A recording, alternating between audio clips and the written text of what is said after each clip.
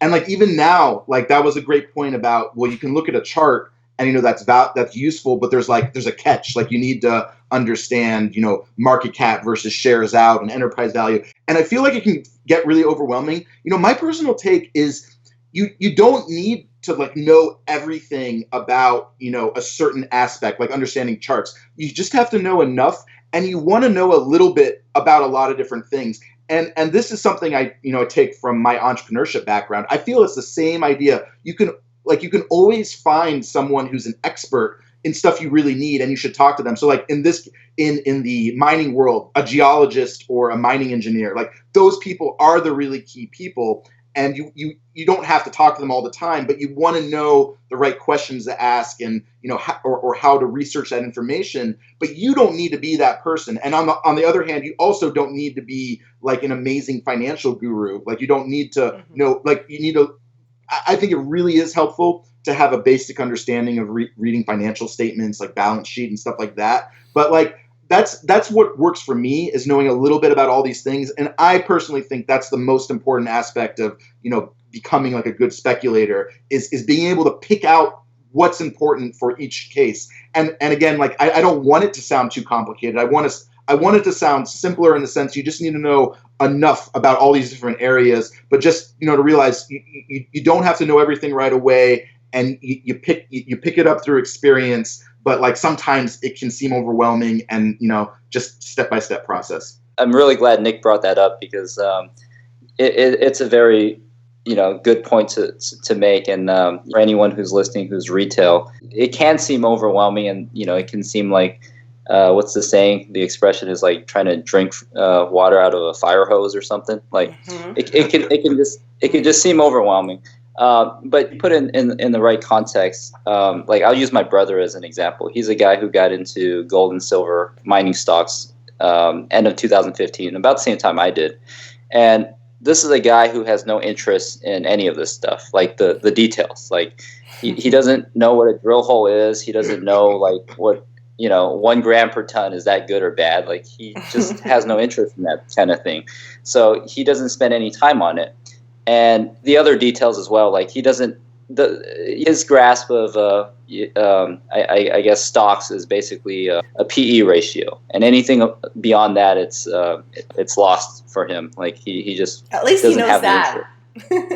Yeah, but that metric was pretty much useless for all these miners last year anyway. Yes. But with all that said, here's a guy who basically he knew when it was a good time to buy. It's more studying human psychology and what other people are doing. And yeah, I think it's very important to, like Nick said, you don't have to be good at everything, right? And there's certain things where if you just dive so headfirst into the details of the geology and the mineralization, metallurgy, all that stuff, you might get lost in some of the other. I'm not saying that stuff's not important, but you might not focus so much on the other important details. And one of them is kind of more of on a macro level, where it's basically, it has nothing to even do with mining. It's just looking at human behavior and psychology. And my brother is very good at that. He's looking around and he sees everybody selling. So he, instinctively thinks, well, maybe I should be a buyer. So he picks a few good names. He researches, or he asked me what are some good producers that aren't going to go bankrupt or something, right? Mm-hmm. And he basically just buys it and he sets it and he forgets it, and he doesn't dwell over the day-to-day price action. If it goes down, it goes down. If it goes up, great. He doesn't. He's very even keel, and he's unemotional about things. And somebody like that can make the same 100, 200% gains. Yeah. He's realized all these gains, and he's booked all of it. And he doesn't know the first thing about geology, and he has zero interest in it. So, just back to Nick's point, it's like you don't have to harp on every last detail. I mean, the more you can learn, it's only to your own benefit. But don't feel overwhelmed like you have to master all this stuff, because you really don't have to fixate on things that you're not interested in. Like, for example, if you want to get into an exploration play, and you think it's really prospective, just kind of based on your surface level research and what other people are saying and all that, and you're like, I think it's a good idea, I'll go buy some shares. When the drill results come out, you don't have to interpret it yourself, because if this story is prospective enough, there will be 100 other people lined up to interpret it for you, right? Mm-hmm. You just kind of tune into the forums or even the newsletter subscriptions or whatever. Yeah, or the price action will tell you everything you need to know, right? So you don't have to harp on those details again, and you can really leverage off the knowledge and experience of other people. And there's nothing wrong with that. There's a saying: the most successful people on the planet, like, they surround themselves with people that are far more competent and smarter than them, right? And there's nothing wrong with that. And if you want to make money, especially in mining, that's probably the best thing you can do for yourself. And if you have the interest, great, study up on this stuff, figure out what visible gold means. But if you really don't care about it, then just delegate that to the pros and pay close attention to what they're telling you, but you don't have to, I guess, spend time on something that you're not particularly interested in. I agree.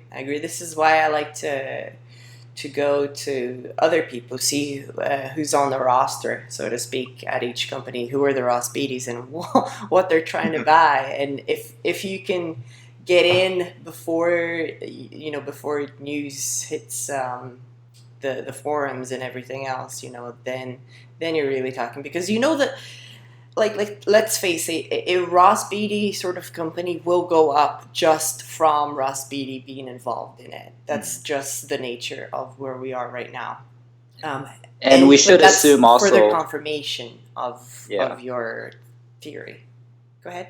I was just going to say, we should assume also that Ross Beatty would have done his Ross Beatty level of due diligence before signing a $5 million check. I'm like, okay, so this guy's like a gazillionaire, and he's done this a lot of times before. He has staff that does all the due diligence for him. Right. So if it's good enough for him, it's probably good enough for most and stuff. Some reader on my blog actually made this comment to me a while back, and it really stuck with me because it had merit to it. And basically what he said is, a lot of these stories that I get into, the people who have done the due diligence are like the best of the best in the industry. For example, if like Franco-Nevada is going to sign a streaming deal with you, right, and then that company goes bust for whatever reason, he kind of basically told me, like, his perspective is this: there's no reason to dwell about it. If Franco-Nevada couldn't have caught this fault, how in the world could I have found something wrong with this story, right?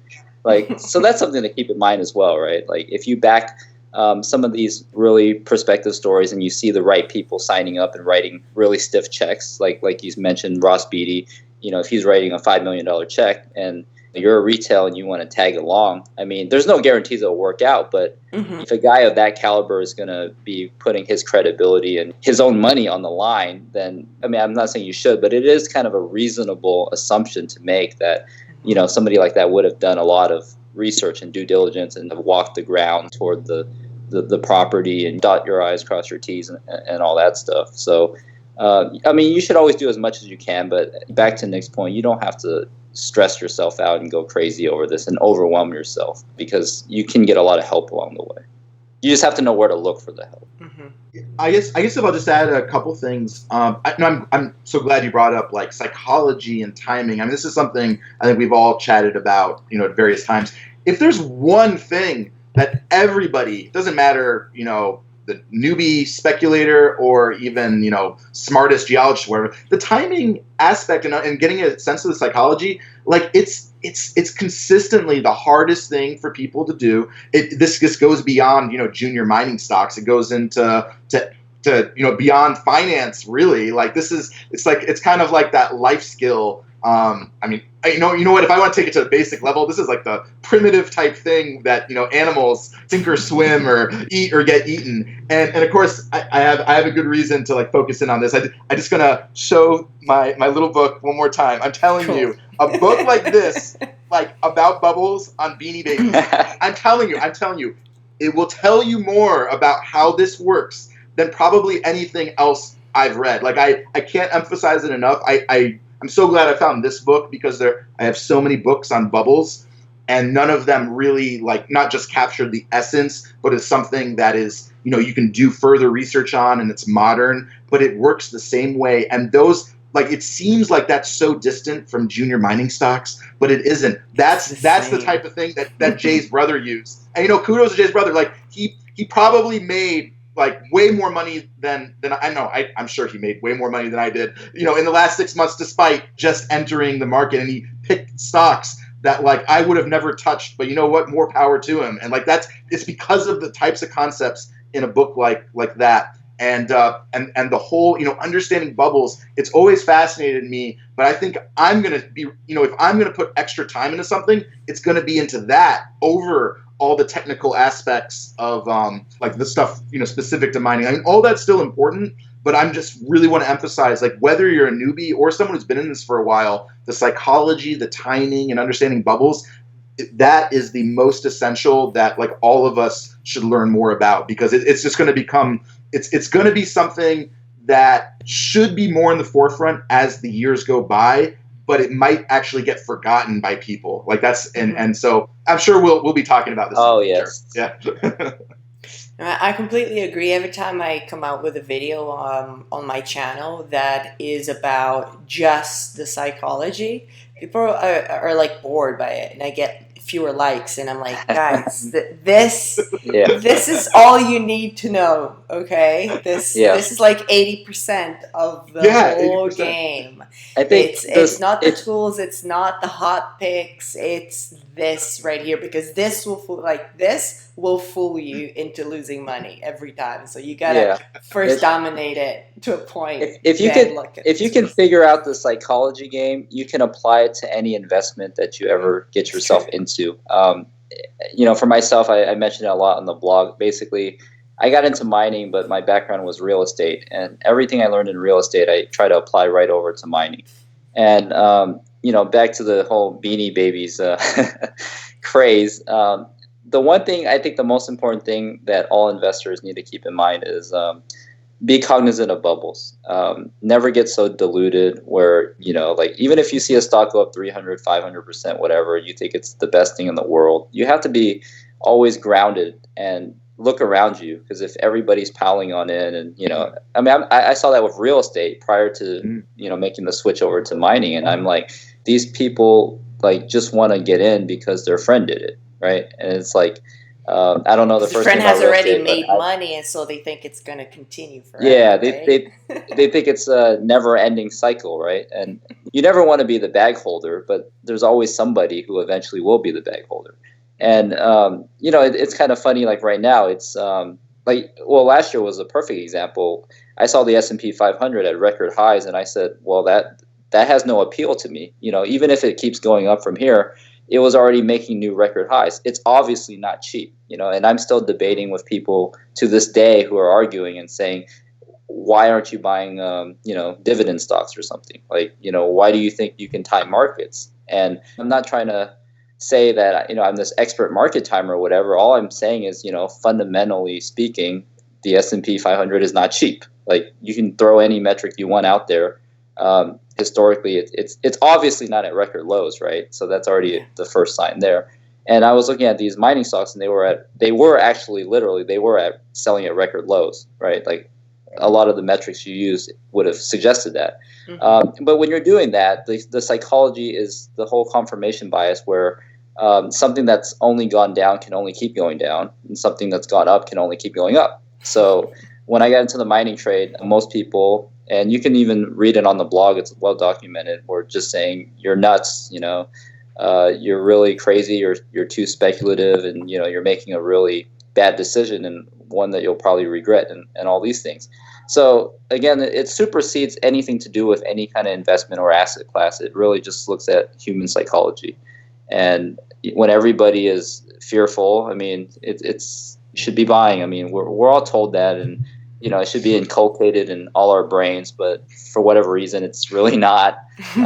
People like to chase price action. They like to buy high. When gold stocks sell off, like in the last week, all the buyers that were lined up out the door, they've kind of vanished and gone away, right? It's just interesting to observe these things, because this is how you make or lose money. It's just really observing human behavior, human psychology, and trying to learn from it, so you can kind of anticipate what, I guess, the crowds and the masses are going to do. Because when it comes down to, you always have to be at least one step ahead of somebody else, right? With these stocks, you have to know when to buy, when to sell. It's kind of, you need both sides of that game. Like, you're not going to succeed if you can just do one without the other. right? Even if you buy at the bottom, but you hold it all the way back down, I mean, you wouldn't have gotten anywhere out of it. So, but the only way to know when to buy or sell really is just based off of other people's actions and behavior. It's true.